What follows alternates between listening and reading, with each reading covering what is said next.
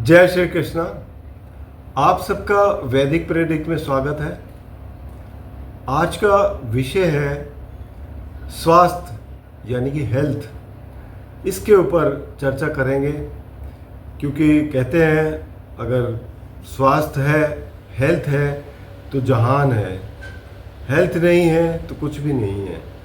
तो इसलिए बहुत ही महत्वपूर्ण है कि हेल्थ कैसे देखी जाए कुंडली में। वैसे तो आप खुद ही जानते ही हैं आपकी हेल्थ कैसी है, पर फिर भी ये देखना होता है कि किस एरिया में प्रॉब्लम है, कहाँ पे क्या दिक्कत आ सकती है, ये सब देखने की ज़रूरत है। तो पूरा विवरण करेंगे लग्न से लेकर, और जो भी बीच में जो चार्ट्स आते हैं उन सबको भी देखेंगे, एग्जाम्पल चार्ट भी देखेंगे। उससे पता लगता है कि हेल्थ किस तरीके की रहेगी जहाँ तक की। तो इससे पहले कि मैं शुरू करूं कि आपसे रिक्वेस्ट करता हूं कि चैनल को सब्सक्राइब करके, और आजकल क्या होता है लाइक करके एक हाइप बटन आता है, अगर आप हाइप बटन प्रेस कर देंगे तो वो उससे हमें काफ़ी एक प्रोत्साहन मिलता है। जो आप सिर्फ महीने में 3 बार ही ऐसा कर सकते हैं। तो इस कृपया आप हाइप ज़रूर कीजिए और इससे काफ़ी बड़ी मदद मिलेगी हमें। और कोई भी सुझाव हो, कोई भी प्रश्न हो तो आप ज़रूर लिख सकते हैं और उसका ज़रूर मैं कोशिश करूँगा आपको उत्तर देने की। अब बात कर रहे हैं हम हेल्थ के बारे में, स्वास्थ्य के बारे में। तो स्वास्थ्य को हम कुंडली में कैसे देखेंगे? सबसे पहले देखना होता है लग्न, जो आपका राइजिंग साइन है, जो पूर्व दिशा में जब आप पैदा हुए थे उस वक़्त कौन सी राशि राइज कर रही थी, वो आपका लग्न बन जाता है। लग्न को बेसिकली देखा जाए तो केंद्र और त्रिकोण दोनों स्थान कहे जाते हैं, क्योंकि ये धर्म स्थान भी है, पावरफुल, और केंद्र स्थान भी है, इसलिए दोनों श्रेणी में आता है। इसे विष्णु लक्ष्मी स्थान भी कहा जा सकता है। अब इसका लग्न पर प्रभाव कैसा है? क्रूर ग्रहों का प्रभाव है, राहु केतु के में से जुड़े हुए तो नहीं है। और लग्न के स्वामी अगर लग्न में बैठे हैं तो बहुत ही मजबूत है। लग्न में नहीं बैठे तो त्रिकोण में अगर बैठे हैं तो भी बहुत मजबूत है, अगर केंद्र में बैठे हैं तो भी बहुत अच्छी स्थिति है। तो ये सब चीज़ें देखने वाली होती हैं। लग्न अगर आपका मजबूत है, फिर उसके, ये तो बर्थ चार्ट की बात हो गई। अब उसके बाद हम उसको देखेंगे नवांश में। नवांश में बर्थ चार्ट का जो लग्न है वो कैसी स्थिति में है। पहले इंडिविजुअली नवांश को भी देख लेंगे, उसका स्वामी कैसे है। अगर उसको एस्पेक्ट कर रहा है या उसमें ही बैठा हुआ है तो मजबूत है। फिर बर्थ चार्ट का जो लग्नेश है वो कहाँ बैठा हुआ है तो उससे भी पता लग जाएगा। तो अब यहाँ पे मैं आपको एग्जाम्पल दे रहा हूँ।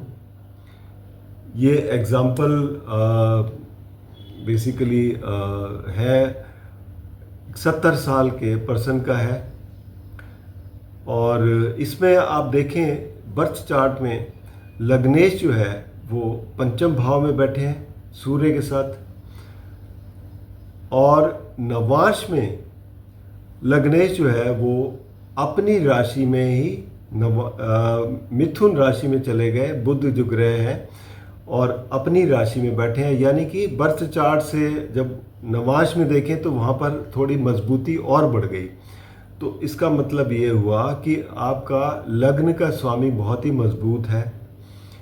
और लग्न है कन्या, तो कन्या राशि देखा जाए तो वैसे तो यहाँ पर कोई ग्रह नहीं है, लेकिन कन्या राशि पर बर्थ चार्ट में मंगल की दृष्टि है, जो थोड़ा सा, क्योंकि मंगल 8वें घर के स्वामी हैं, इस वजह से थोड़ी सी वीकनेस देते हैं।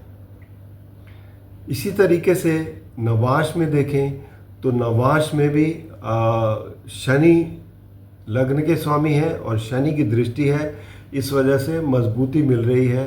और बर्थ चार्ट के लग्न जो है बुध वो भी मजबूत हैं। तो ये स्थिति अगर देखें तो बहुत अच्छी है, और जो ये बताती है कि स्वास्थ्य के मामले में जातक की स्थिति काफ़ी अच्छी रहेगी। अब अगली चीज़ हम देखते हैं तो 22nd दृष्टिकोण। 22nd दृष्टिकोण जो है वो एक ऐसा पॉइंट है, ये आपको D3 चार्ट में मिलेगा, यानी कि दृष्टिकोण चार्ट में मिलेगा, और लग्न की डिग्रीज के हिसाब से 8वां घर देखना पड़ेगा। 8वें घर का स्वामी कौन है, उसे हम खरेश भी बोलते हैं। खरेश जो है बहुत ही एक किस्म से डिस्टर्बिंग वो प्लेनेट है, और जहाँ भी आपके कुंडली में गोचर करेगा वहाँ पर हर किसी न किसी तरीके से प्रॉब्लम देगा, और अगर लग्न में आएगा तो शारीरिक प्रॉब्लम देगा। तो ये भी एक ऐसा ग्रह है जो देखना ज़रूरी होता है। अब लास्ट में जो हम आते हैं वो आते हैं अपने D27 chart. D27 chart basically ये 27 नक्षत्र होते हैं, तो इसे हम नक्षत्र बेस्ड भी कह सकते हैं, क्योंकि ये 27वें नक्षत्र का जो पार्ट है, हर एक जो राशि है उसको 27 भाग में बांटा गया है। 30 डिग्री की राशि होती है और इसको 27 भाग में बांटा गया है, और एक भाग जो है वो 1 डिग्री 6 मिनट और 40 सेकंड का एक पार्ट होता है, और हर एक पार्ट का अपना अपना एक स्वामी है जिसकी हम पूजा करके, अगर जहाँ पर कोई दिक्कत है, जिस प्लेनेट को कोई दिक्कत है, तो उसके मामले में हम उसकी पूजा करके उसे थोड़ा सा राहत पा सकते हैं। तो D27 चार्ट से एग्जैक्टली अगर देखें तो हमें ये पोजीशन पता लगती है कि प्रॉब्लम है कहाँ पर। तो एक तो ये कि एक तो ग्रह देखेंगे कि ग्रह कौन सा सबसे ज़्यादा एफ्लिक्टेड है, उस ग्रह के क्या क्या कारकत्व हैं, और जिस राशि में बैठा है तो ट्रबल उस एरिया में होगी। तो ये देखते हैं। तो अब एक ऐसा चार्ट में आपको जो उसी का ही D27 चार्ट, जो पहले लग्न और नवांश दिखाया था, उन्हीं का चार्ट जो है वो D27 दिखा रहा हूँ। इसमें धनु लग्न है। धनु लग्न के स्वामी गुरु हैं, जो कि हर एक जो भी डिविजनल चार्ट होता है उसमें लग्न देखना बहुत ज़रूरी होता है, उसकी मजबूती देखनी ज़रूरी होती है। तो इसके स्वामी हैं गुरु, और गुरु बैठे हुए हैं तीसरे घर में। तीसरा घर पराक्रम का है, मतलब आप हेल्थ के मामले में अपनी काफ़ी एफर्ट करते हैं, सुधार करने के लिए करते हैं। और यहाँ पर हालांकि राहु के साथ बैठे हैं, लेकिन और किसी क्रूर ग्रह की दृष्टि नहीं है, एक्सेप्ट मंगल की पड़ रही है। और मंगल क्योंकि धनु के लिए बेसिकली देखा जाए तो धनु राशि के लिए एक किस्म से पंचम भाव के स्वामी हो जाते हैं, तो एक फ्रेंडली साइन भी है, तो मंगल की दृष्टि पड़ रही है। और सबसे ज़्यादा अफेक्टेड एरिया कौन सा है, प्लेनेट कौन सा है, वो हम देखेंगे। शनि और मंगल से जो पीड़ित है वो है बुध ग्रह। अब बुध ग्रह जो है वो बर्थ चार्ट में लग्न का स्वामी भी है, तो इसका मतलब शारीरिक ट्रबल होगी। और कौन सी राशि में है, वृश्चिक राशि में है। वृश्चिक राशि कौन सा एरिया दिखाता है, बेसिकली आपका एब्डोमेन के नीचे का एरिया, जहाँ पर गुप्तांग होते हैं, और पीछे जो है आपका मूलाधार चक्र होता है। तो क्या हुआ इन जातक को, मूलाधार चक्र में प्रॉब्लम हुई, उसका बैलेंस बिगड़ा, जिसकी वजह से RA फैक्टर हुआ, और शरीर में पानी सा भर गया, जिससे 3 साल जो है वो परेशानी रही। दूसरा एरिया यहाँ पर चौथा घर है जहाँ पर मंगल की 8वीं दृष्टि पड़ रही है और शनि की 7वीं दृष्टि पड़ रही है। तो यहाँ पर भी देखा जाए तो चौथा घर मीन राशि है। मीन राशि क्या दर्शाता है? पाँव, नीचे के पाँव, तो पाँव में भी दिक्कत।